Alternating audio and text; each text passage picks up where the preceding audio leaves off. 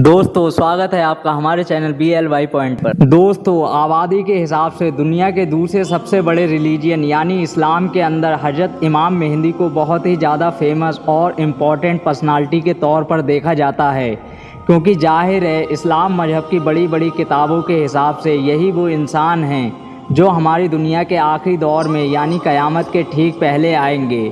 जिस दौर में ये आएंगे ये वो दौर होगा हमारी दुनिया में जुल्म सितम, नाइंसाफ़ी, कत्ले आम और बड़े बड़े जुल्म आम हो चुके होंगे।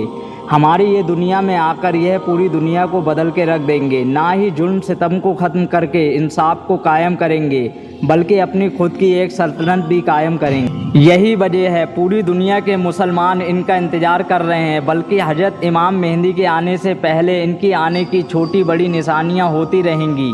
उन्हीं निशानियों में से एक निशानी होगी सूफियानी बादशाह का जाहिर होना, यानी सूफियानी नाम का एक ऐसा बादशाह जो बहुत ज़्यादा जालिम होगा। सूफियानी नाम का यह बादशाह अपने जुल्म सितम की सारी हदें पार करते हुए इमाम मेहंदी से मुकाबले के लिए निकल पड़ेगा।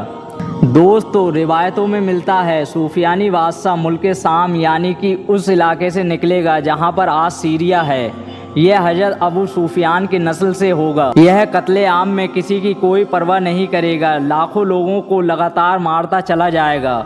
इसके दौर में आम लोगों को मारा जाएगा, ख़ास तौर पर जो मुस्लिम आलिम होंगे उनको चुन चुन कर कत्ल किया जाएगा। इसी जुल्म सितम के बाद एक कई मुस्लिम देशों पर कब्जा कर लेगा, मगर इन सारे इलाकों के बाद में हजरत इमाम मेहंदी फिर से फतह कर लेंगे।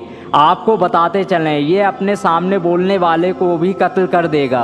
यह उन औरतों को भी कत्ल कर देगा जिनके पेट में बच्चा होगा। यह अपने मुखालिफ लोगों को बहुत ही ख़तरनाक सज़ा देगा।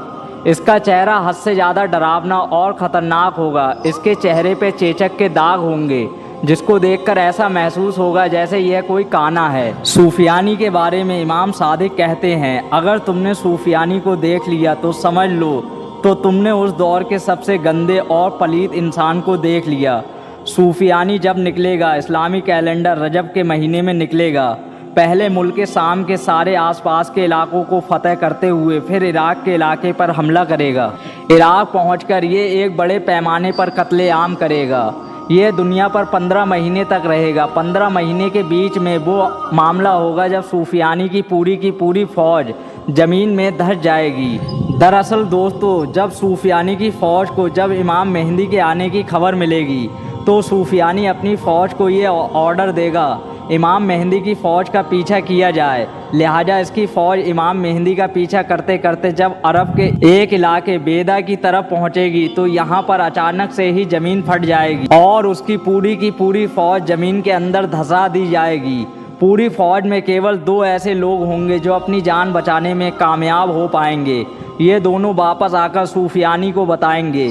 सूफियानी और दज्जाल का काम सेम होगा। सूफियानी इमाम मेहंदी से पूरी तैयारी से जंग करेगा।